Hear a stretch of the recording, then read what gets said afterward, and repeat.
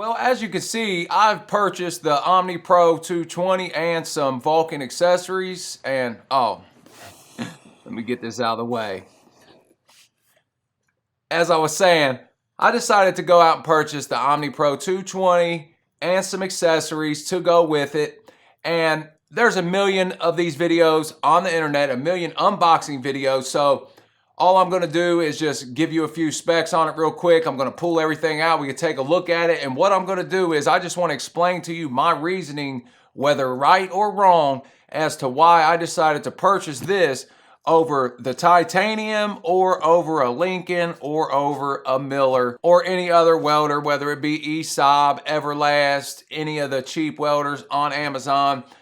So let's go ahead and get this unboxed. We'll take a look at the unit itself. We'll take a look at the TIG torch you can buy. We'll take a look at the TIG pedal you can buy. And I'll just give you my impressions on them and see what they're working with. Now, I've already used a Omnipro 220. I built a welding table, which I'm going to link up top right now. So I know how good these weld. They weld pretty good, and I'm glad I got to use it because it made my decision a lot easier before I decided to purchase it, because I really wasn't unsure which way I was going to go, because I had a Hobart Handler 140, which was just a small little 120 MIG machine, and it worked well for what I needed it for at the time. But I think it's time for me to upgrade, because I'm going to be getting more heavy into welding and more heavy into fabricating, because I'm going to try to make money doing it at some point. So I'm also going to be starting a welding series to go with all the tool reviews. This is not going to take away from anything. It's just going to add to it.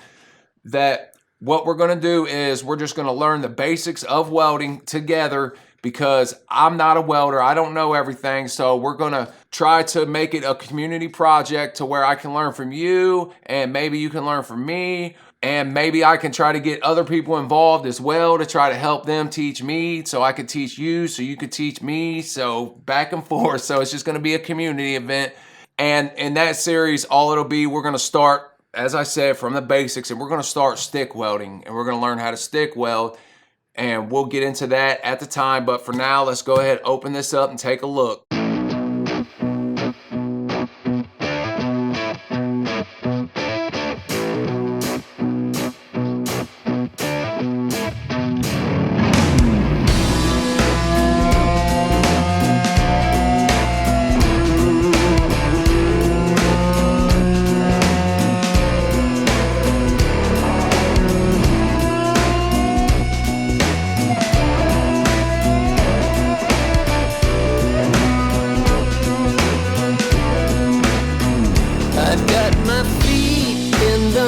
And you don't realize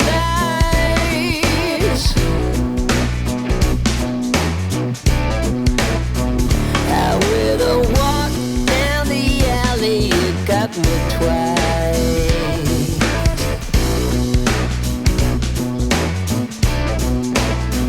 Caught my eye, caught my hunger, and I'm caught. Okay, we got everything unboxed, and we could take a look at what all comes with this. When you buy this Vulcan, it comes with the MIG gun, it comes with a ground clamp, it comes with a stinger, an electrode holder, whatever you want to call it. And it also comes with this sheet metal thickness gauge, which is pretty cool. I've seen it a few times and it looks nice. It comes with a 2-pound spool of flux core wire, a 2-pound spool of solid core wire. It comes with 2 contact tips. It also comes with a plastic nozzle that you use when you're flux core welding. The only thing your nozzle is good for, you don't even really need to use a nozzle when you're flux core welding, because the nozzle, all it does is directs the gas down onto your weld. And I picked up on the side, I picked up an 11-pound spool of .35 solid core wire. I also picked up a 10-pound box of 70/18 1/8 inch thick electrodes. And I also picked up the TIG torch as an accessory and the foot pedal as an accessory. We start off talking about this foot pedal. This foot pedal is all metal, which I do like. It comes with a 25-foot cable on it, which I do like.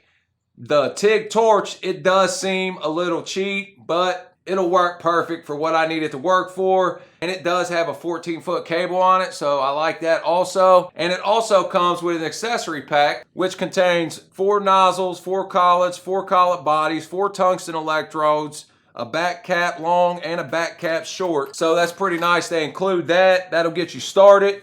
Now you are going to need some filler wire. Obviously, I haven't bought any filler wire yet because I don't plan on jumping straight into TIG welding. We're going to start off stick welding, which is why I bought the 10-pound box of electrodes, and I picked the 7018 because those are pretty easy to weld with. I think I should be able to do pretty good with them. I didn't pick up any 6011, 6010. I do have some of those, but I'm not going to use those. We're just going to use 7018 to start with. We can talk about different electrodes at a different time. So let's talk about why I chose the Vulcan over the titanium and decided to spend, in essence, I spent around $500 extra to get the Vulcan if you count the TIG torch and the foot pedal. Now, the titanium, if I'm not mistaken, it doesn't come with a foot pedal, but it does come with a TIG torch. So a few reasons why I decided to buy the Vulcan. I used the Vulcan and it welded good. It seems like a nice machine. It seems sturdy. It seems well made. I like the way the buttons feel. I like the way the knobs feel. I don't like that it has plastic hinges on it, but I just had to be careful not to break them. Now, another reason why is because these use 50 DINS connectors, which is pretty much standard. So that way I can use a lot of different accessories with this machine and vice versa, be able to use these accessories on other machines later on down the road. The titanium, it has a 10 to 25 DINS connector. Now the TIG torch does come with a 10 to 25 DINS or a 35 to 50 DINS. So you would be able to use that TIG torch on either machine or on the Pro TIG 165 because it also comes with a 10 to 25 DINS connector. Now, the Pro TIG 200, before they discontinued it or whatever happened to it, it used a 35 to 50 DINS connector. And they are going to be releasing a new Pro TIG model I'm hoping to get my hands on and hoping to be able to do a review on really soon or whenever they decide to come out with it. Now, they also sell a spool gun that you can use for this machine. And I'm not sure if that spool gun fits the titanium or not, but they didn't have the spool gun, and the spool gun runs for about $250, $260, but I will be getting that eventually. What do you need a spool gun for?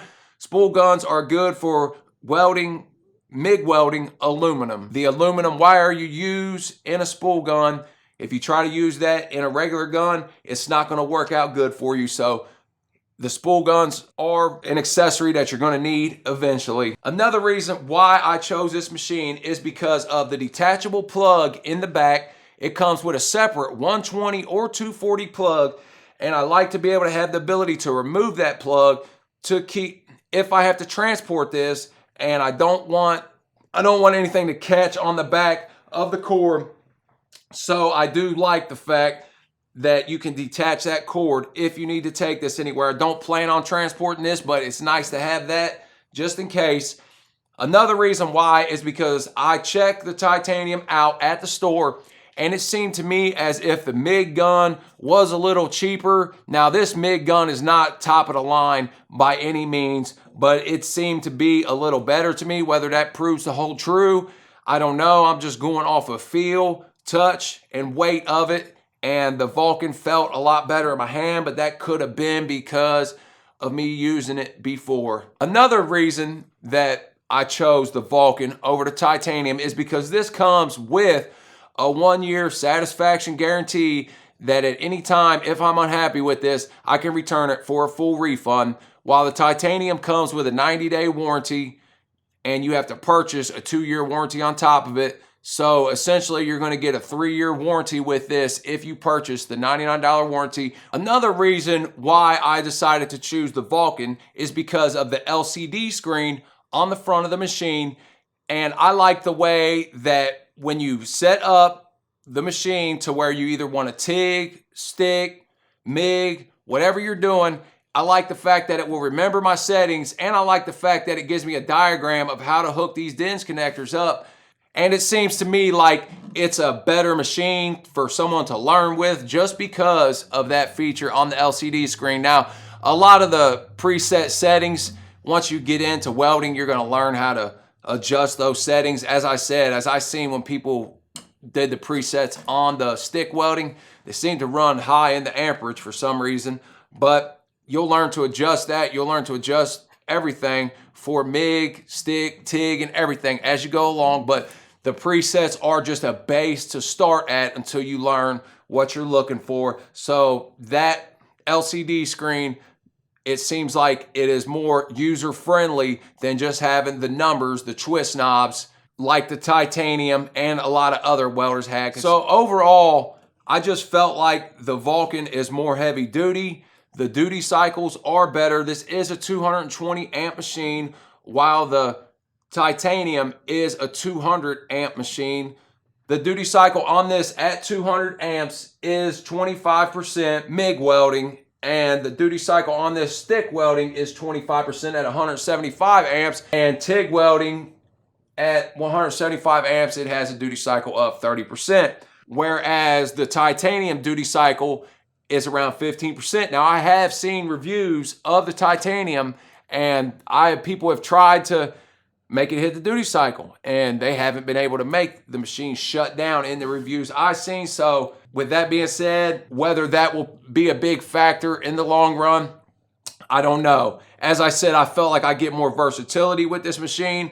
I feel like this machine is more heavy duty. I feel like I can do more with this machine than I could have did with the titanium. Now, the titanium probably would be a good pick for majority of people that are just going to be a hobbyist doing in your garage, trying to do small repairs and things like that. But I intend to go further later. And so I could have went a couple of different routes. I could have bought the Miller 215 for around $1,600, I believe, $1,700. I could have bought an ESOB for around $1,600, $1,700. I could have bought an Everlast. I could have bought many other different types of welders. The reason I chose the Vulcan over those welders is the convenience of me being able to go to the store and get it, and the convenience of me to, if I have to warranty this, to be able to go back to the store and get it warranted or give it back if I'm unsatisfied.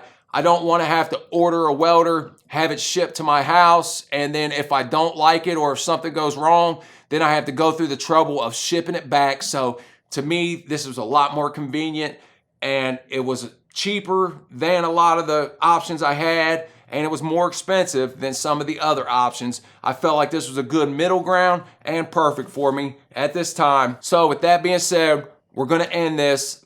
Like I said, I'm not doing any welding in this video. If you want to see welding, you can check the welding table, but I will be doing welding.